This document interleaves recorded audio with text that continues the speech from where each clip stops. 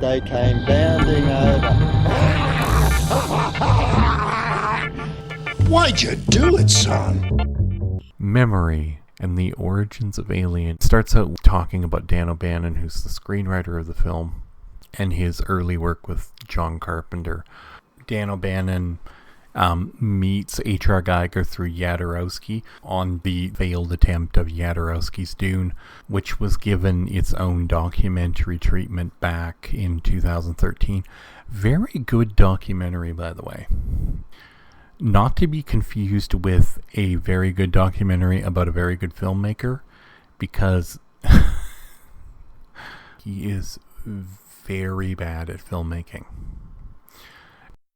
Okay, I'm going to spoil the Holy Mountain for people, and it's not going to matter. Okay, at the end of the Holy Mountain, we have our gunslinger. And yes, it's a Western about a gunslinger who is... You know what? I never really got what he was doing. But anyway, he was going up said mountain, I think. He reaches the top of said mountain. He is buck naked. He has a donkey.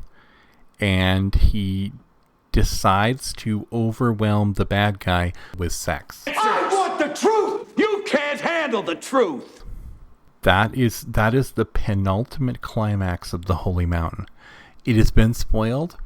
And it doesn't matter. You still don't understand what is happening in that film. And if you watched it, it wouldn't elucidate anything for you anyway. You wouldn't be like, aha, I see Stuart was completely wrong in his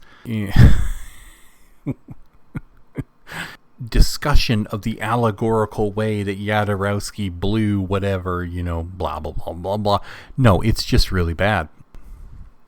This is totally just a tangent, but you need to understand that there's a group of people in, I guess, film critique, and they would be called, like, film intelligentsia.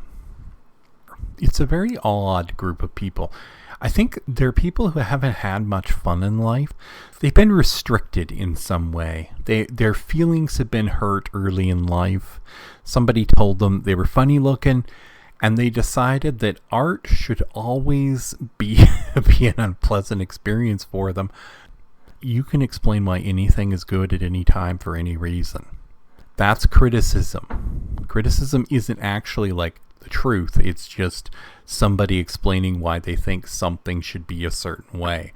And if somebody's idea of a good time is watching sunburnt incest on a mountain that's an allegory for wanting to be your father, well, anyway, let's get off of that.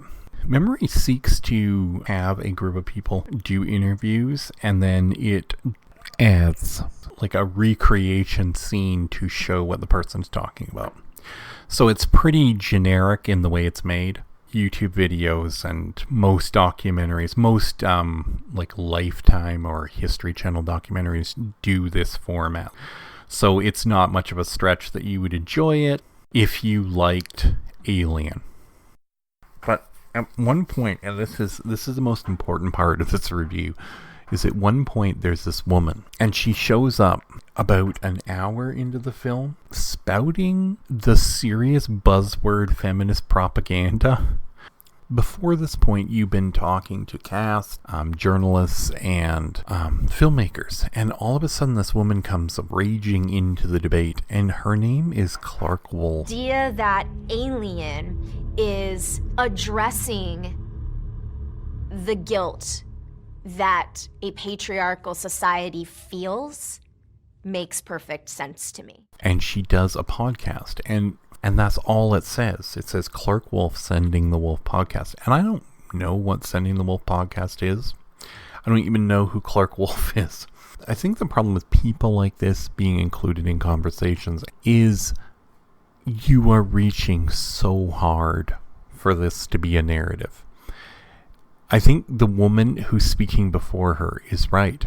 It's far more interesting to look at it as one of the few films that creates a fully three-dimensional female character and then has that female character act in such a way that she is the hero of the film. To insinuate that it's about the guilt of a patriarchal society negates the entirety of the film being created by a group of men, first of all, and then one of those men being Geiger, whose entire modus operandi is to create horrific images out of the subconscious sexualization everybody feels. I don't think she understands that. I don't know whether in 2019 we want to hear people just spout off bullcrap about the patriarchy in any conversation, or whether, for instance, it's a little more complicated than what you assume. So I have this moment where I hear her and my brain just wants to shut down.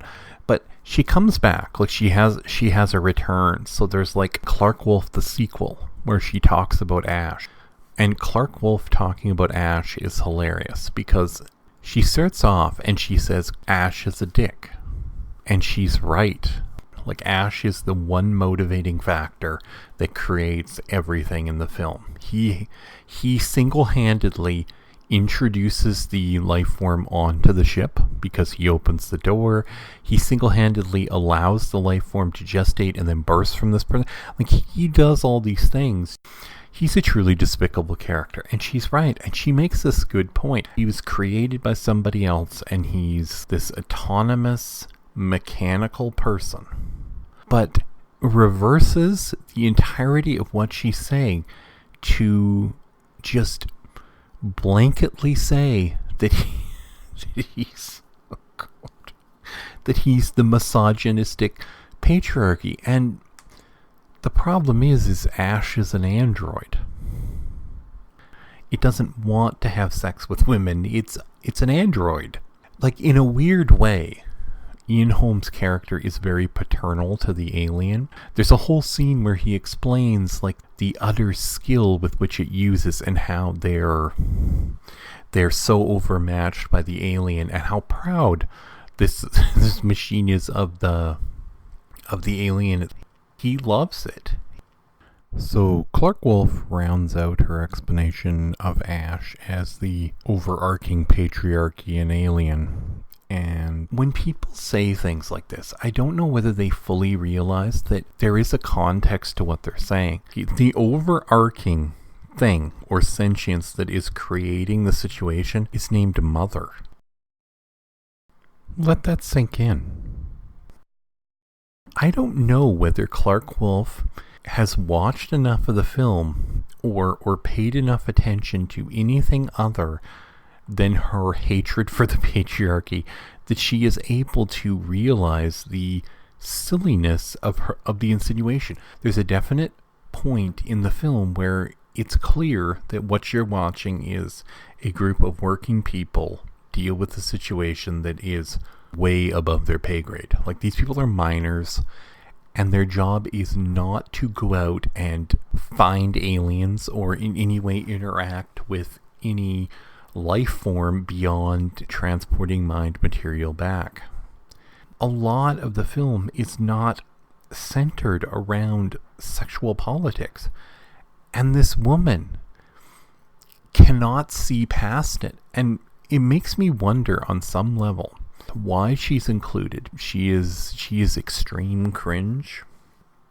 I think the joke about her is that Clarke Wolfe is sitting in a chair, and then you have Rob Reiner come in his full Spinal Tap regalia, and he walks up to her, and he's looking at her cringe amp, right? And she starts speaking, but she doesn't talk about the film. She just says, "I have this cringe amp," and it goes to 11, and she shows him the knob that goes to 11, right? And Rob Reiner's like, "Wow, why didn't you just make 10 more cringy?" She turns to him and looks at him and goes, "Because of the patriarchy." That's the entirety of the joke about Clarke Wolfe and her ridiculous moment in the sun. I don't understand this. I think the director makes a serious misstep. I think the rest of the film kind of suffers. The rest of memory suffers from having the inclusion of this idiot right in the center of people who are actually discussing a film really well. Here's my overall opinion of Memory. I think Memory is a good documentary about a great film. Two things happen. There's a lot of focus put on the chestburster scene, and I understand that, but it doesn't have to happen. And the second thing is Clarke Wolfe appears and just comes barreling in with her patriarchy and her misogyny and just shits all over a tiny portion of the film. And, you know, if I were talking to Clarke Wolfe, I would say it's not because we can't have a discussion about the patriarchy. It's because your discussion about the patriarchy is stupid in context.